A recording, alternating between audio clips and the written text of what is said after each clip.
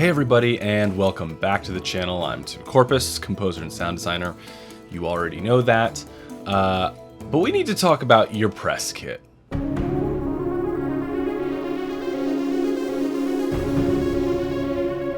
So I'm coming off of a wild couple months where I've been helping manage an opera festival. So working with artists, working with the administrators, the crew, production team. And this is information that I feel like composers and sound designers, musicians, performers really need to think about. And that is your press kit. Because in my own work, I've seen a lot of press kits that are not useful at all. Or maybe just somebody emails me a photo that is really not very useful. So let's take a look at what you can do to make your press kit better, which is going to make publicizing you and your music and your performance that much better. The goal is for you with your press kit to make everyone else's life easier. That way they are happier and more enthused to help promote you and your work. So do you have a website? Great. Do you have a biography that's in a PDF?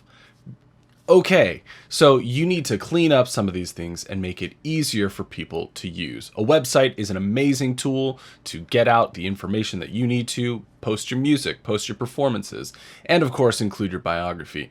But a press kit is something different. A press kit is specifically for marketing you. So these are some of the tools that you need to have in your press kit to make it much simpler for anyone who's writing about you or publicizing you. And what I recommend is just using Google Docs. Now, of course, you can just have everything on your website, but I recommend using Google Docs because this is a living document. You know, I could just be sent to your website to pull a biography, but one, I don't have the time to do that. If I have 100 artists, I don't have time to go through everyone's website to try and find their biography. And two, people don't update their websites very often. So your website's really not the great place for me to pull the most up-to-date information if I don't know for sure that you're actually updating it.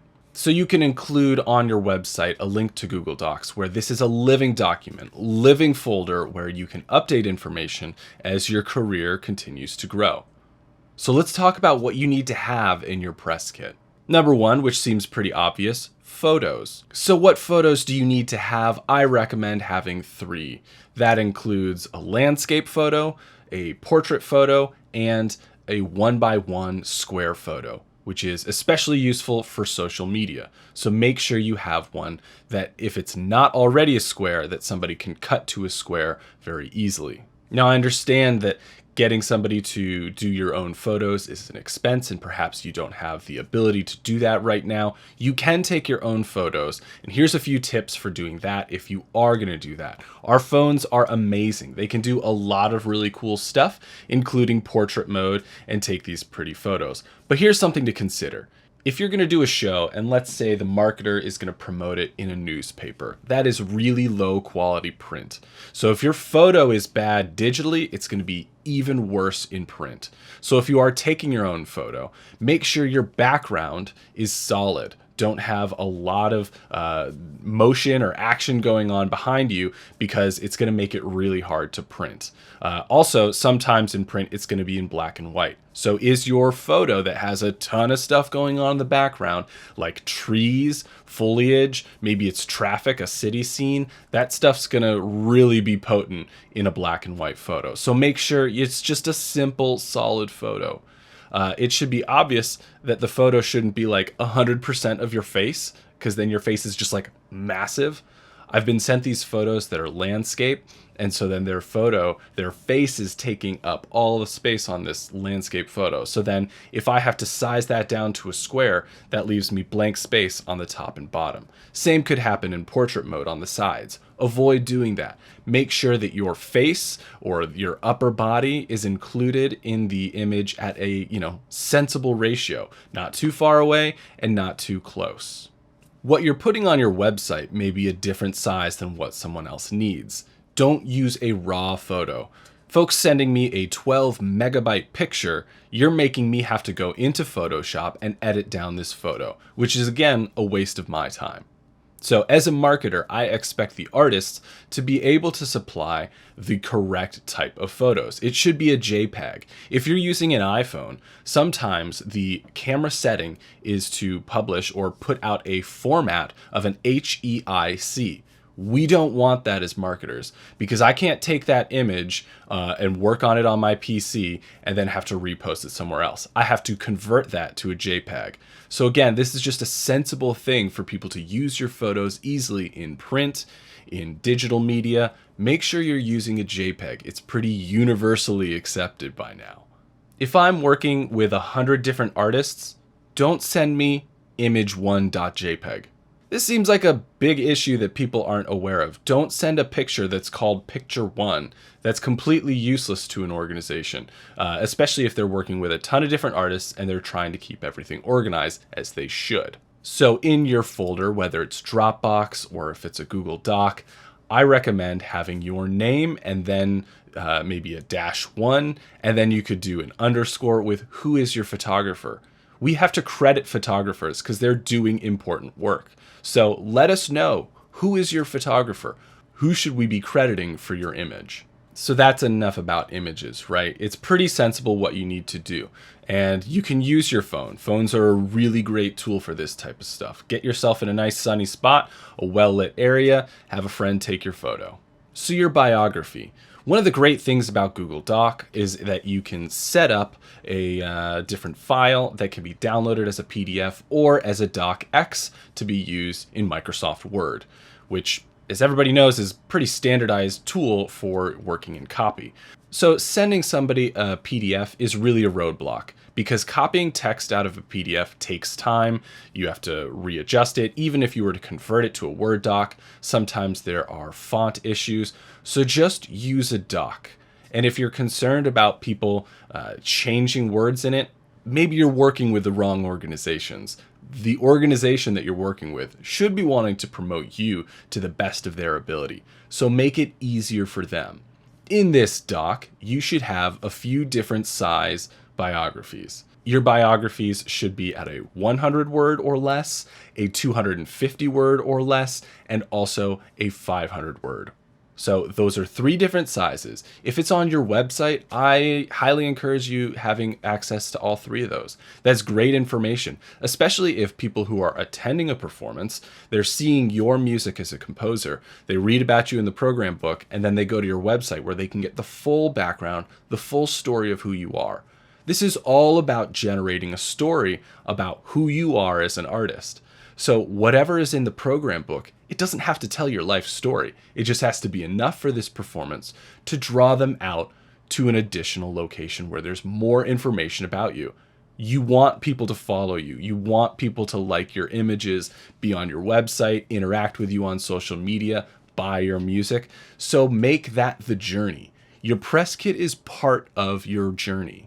So if you're a composer or a performer, you don't need to list everything you've ever done in a biography. I've seen a lot of singers that just list every opera house in the world that they've performed at.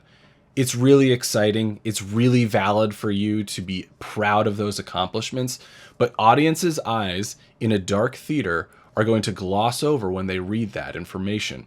Pick out the highlights. Make yourself look special. You don't have to lie. You just have to make this part of a story about who you are. And at different seasons in your life, you could be promoting different things. Perhaps you are promoting yourself as the lead in something. Perhaps you're promoting your music. Perhaps it's a new upcoming album. Whatever that is, your biography doesn't have to stay the same thing forever. It can adapt to wherever you are at in whatever phase of life. So again, make it better for the audience to enjoy interacting with you. These words in your biography should tell a story and not just be a running list of your CV. And the last thing we're going to want to include in your email to whoever is marketing you or on this document is your contact information. Again, that seems pretty obvious, but you should include your social media handles, your website link, because it's very difficult as a marketer to tag different artists, especially if they're all named Emily Smith or John Johnson. I don't know, but make it simpler for somebody, especially if you're one of those folks who created a username that is something like Mr. Composer 21. And so then if I'm searching John Smith, your name's not even going to come up. So give the handle to the marketer to make it easier for them to promote you. Let's take a look at what this should look like for your press kit online. And again, I recommend using Google Docs. But why Google Docs, Tim? Because it's free and it's easy to use. All right, so here is a folder called Press Kit. And one of the first most important things you need to do is handle the sharing. And you need to make sure that this can be shared with anyone with the link. That way you're sharing a full link and nobody has to ask for access. You could even change it to that people can comment so that if they see an error, they can comment back. But you don't want to give them editor access because then maybe they'll accidentally delete your photos or whatever. So here in your press kit, let's make a photo or a folder called Photos. Pretty straightforward. And you'll add your photos in there. The nice thing about this is because you created it within this folder, if you check out the sharing, it's already set to share in the correct manner. So you've got your photos, and then we're going to make your biography.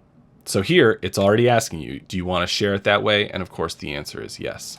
So name this your name. So John Smith biography. And what you should put is your name, John Smith, last updated, which today is July 18, 2023. You could throw this in the corner here. And now you could put your 100 or maybe 150 word bio. And here's a good idea. Select all of this, change from normal text, and put it as a header. And then you can do another, which let's say your 250 word biography, and then your 500 word. I can't spell today. We're going to take both of these and we're going to turn them into headers. Now, why are we doing that? That's because here we can select them, because most likely you're going to have a ton of content, and then we'll want to move this down to another page, holding Control and hit Enter. And now it's a second page. And now we can enter in our biography. And you see the 250 word is of course a lot longer. And then in our 500 word biography, let's make sure this is the top of the page. Again, then we have it all. So it's easier to click around here in the outline. And something else you could do, Control Enter, and here this could just be your information. Let's take this and turn this into a heading 2. And you could put your different information. Let's turn this into, let's say, heading 3, and you could have your Instagram, your user, and you could have your Facebook. I don't know, do people still use Twitter? Your website. And you can see I could just click through to these, and this just makes information easier to access. Another thing you could do is add right down here is a link to your photos. Select this, let's just go ahead and make this bold, and we can copy the link from our photos, and now it's right there, so that if I open this up, it'll take me to the photo folder. Or I could also press enter here and give the name of the photographer.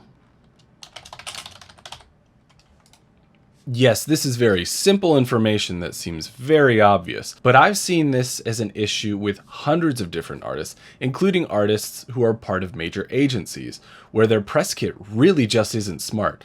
Stop sending PDFs. Just stop. And last thing, another thing you could add is if you have any good press quotes. You could put those in here. Again, make that a header.